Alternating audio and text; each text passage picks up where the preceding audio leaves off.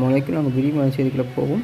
இப்போ நாங்கள் வந்து இந்த இலங்கையில் வந்து போர்த்துகல்கார தான் போகிறோம். இப்போ தமிழர் வந்து இலங்கையில் வாழ்ந்து கொண்டு அந்த காலத்தில் போர்த்துகலோட சிங்கள இவங்களை கூட்டின்னு வந்து இந்த இலங்கையை அவங்க ஆட்சி செஞ்சு கொண்டு இருந்த அந்த காலத்தில் இலங்கையர்களை அவங்க அடிமை போல நடத்த தொடங்கின அந்த காலப்பகுதி தான் நாங்கள் இப்போ பார்க்க போகிறோம்.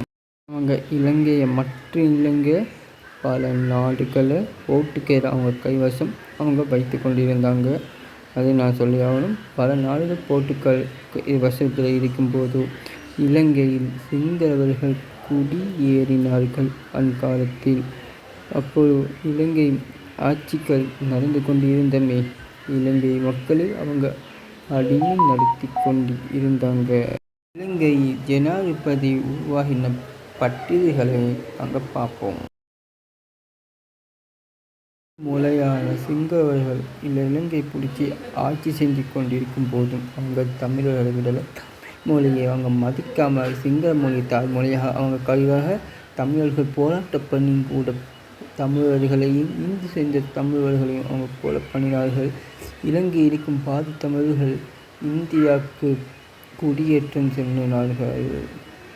அப்படி பலர் இலங்கை புலிப்படைகளுக்கு இந்திரா காந்திகள் சரியான பயிற்சிகள் வழங்க வேண்டும் என்று அவங்களுக்காக வேண்டி அவங்க இது செய்தாங்க. அக்காலத்தில் தான் இந்திரா காந்தி அவங்க ட்ரைனிங்களை கொடுத்து புலிப்படையை தயார்படுத்தக்கூடிய இதுகளை பண்ணினாங்க. இந்தியாவில் இருந்த ஆயுதங்களை வாங்கி இது செஞ்சு கொண்டு வந்ததான் இந்த புலிப்படை. பிரபாகரன் அக்காலத்தில் தான் பிரபாகரன் கொலை செய்யப்படக்கூடிய நாட்களும் வருகிறது. அவனை சுற்றி இருந்த ஆட்களும் விட்டு விலகி போக தொடங்குறாங்க. இந்திரா காந்தியும் சுட்டு கொல்லப்படுறாரு. அக்காலத்தில் பிரபாகரன் 2015 அடக்கப்படுறான். 2015 இந்த பிரபாகரன் கொல்லப்படுறான். இலங்கையை நேர்மையாக ஆட்சி செய்தவர் 2 வருஷத்துக்கு போய் இவரும் சுட்டுப்பட்டு கொல்லப்படுறார். இதுக்கு பின்னர் சந்திரநாயக்க குமாரி அவர் வந்து ஆட்சியை தொடங்குறாங்க. அவரும் 2005 தொடங்காட்டி ஆட்சியில் தான் அந்த டைமில் தான் ரணில் வந்து பிரதமராக இருந்திருக்கிறாரு.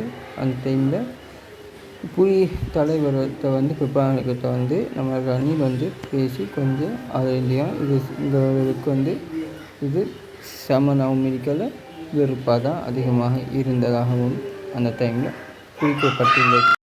இதுக்கு பொருள் தான் இந்த சந்திரநாயக்கையும் கூட இந்த குறிப்பிட்ட தலைவர் பிரபாகரன் தொழுத்தினாக ஒரு தகவல்களும் கிடைத்துள்ளது. அடுத்து எங்கள் மஹிந்த ராஜபக்ஷ அவர்கள் வந்து நாட்டை நேர்மையாக கொண்டு போன மக்கள்கள் நடத்தி கொண்டிருந்தாங்க. அதுபோல் அவரும் கொஞ்சம் விலை கொஞ்சம் செஞ்சு கம்மி பண்ணி கொண்டு போனதுக்கு அவர் உண்மையான முகம் அந்த இலங்கை மக்களுக்கு புரிப்பட்டது. முக்கியமாக தமிழ் பேசும் மக்களுக்கு மஹிந்த உண்மையான முகவரி வெளிப்பட்டுள்ளது. இதுக்கு பொருளால் நம்ம மைத்திரி அவர்களை ஜனாதிபதியாக நியமித்தோம். மஹிந்தை பற்றி பல விஷயங்களை உடைத்தால் அதுக்குள்ளே இது மட்டும் இல்லை. 2015 ஸ்டார்டில் தான் மைத்திரியும் இந்த ஆட்சியை கையில் வச்சிருக்கிறாரு. அது மட்டும் இல்லைங்க. 2015 மஹிந்த முடிவு அந்த 2015 தான் புலி தலைவர் பிரபாகரன் இறந்த நாளும். விட்டியார் கோட்டாபய ராஜபக்ஷ அவர்கள் 2019 2022 வரங்காட்டும் பதவி ஏற்றி கொண்டிருக்கிறார்.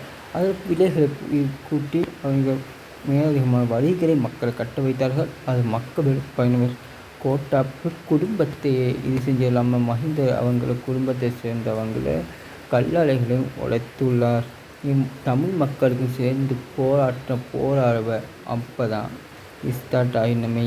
அடுத்து கோட்டாபய ராஜபக்ஷ வெளியேற்றின பின்பு ஜனாதிபதியாக ரணில் விக்ரமசிங்கன் அவர்களும் பதவி ஏற்றுள்ளார். போதைப்பொருள் ஒழிப்பது என்ற பெயரை மாணவர்களையும் இளைஞர்களையும் தான் கைது பண்ணி கொண்டிருந்தாங்க. நாட்டை கொஞ்சம் என்ன பண்ணிடலாமல் பழைய ஜனாதிபதிகளுக்கும் பாதுகாப்பு வழங்குகின்றார். ஆனால் அவர் அந்த பழைய ஜனாதிபதிகளுக்கு பதவி படிக்கிற வேலை அந்த ஒரு முன்னேற்றமும் இல்லை, அவங்களை கைது பண்ணுறக்கூடிய முன்னேற்றமும் அவர் பண்ணனால் மக்கள் கோபத்தில் அவர்கள் ஆளாகிவிட்டார். இந்த 2024 அனுரகுமார் பதவி ஏற்றுக்கொண்டிருக்கிறார். பதவி ஏற்று இல்லாமல் மற்ற நிறைய பேர் பிரச்சனைகளை மட்டும் இல்லாமல் நிறைய அரசாங்கத்தை அவங்க பறிச்சிருக்கிறார். அது மட்டும் இல்லாமல் எத்தனையோ அரசாங்க வாகனங்களை அவங்க பரிசோதனைக்கு அனுப்புகிறார். எத்தனையோ மக்கள்களை இறந்தவர்களை உடல்களை அவர் கண்டுபிடித்து இருக்கிறார். அது மட்டும் இல்லாமல் நிறைய பிள்ளைகளை கொடுத்தது இல்லாமல் நிறைய மஹிந்த குடும்பத்தை சேர்ந்தவர்களுக்கு நிறைய பேர் பதவிகளை அவங்களை சேர்ந்தாக்கிற பதவிகளை அவர் பறித்துள்ளார். நல்ல உத்தியோகத்துக்குள்ளவர்களை மட்டும் இல்லாமல் தேவையில்லாமல் ஜனாதிபதி இருப்பவர்களின் பதவிகளை இல்லாமல் குறிப்பிட்டவர்களை மட்டுமே இதுக்குள்ளே எடுத்துள்ளார். அவர் செய்த இன்னும் நிறைய நல்ல விஷயங்கள் இருக்குது. அது என்னென்னு நான் உங்களுக்கு பின்னால் சொல்கிறேன். அஸ்ஸலாமு அலைக்கும். நான் உங்கள் ஃபர்ஸ்ட்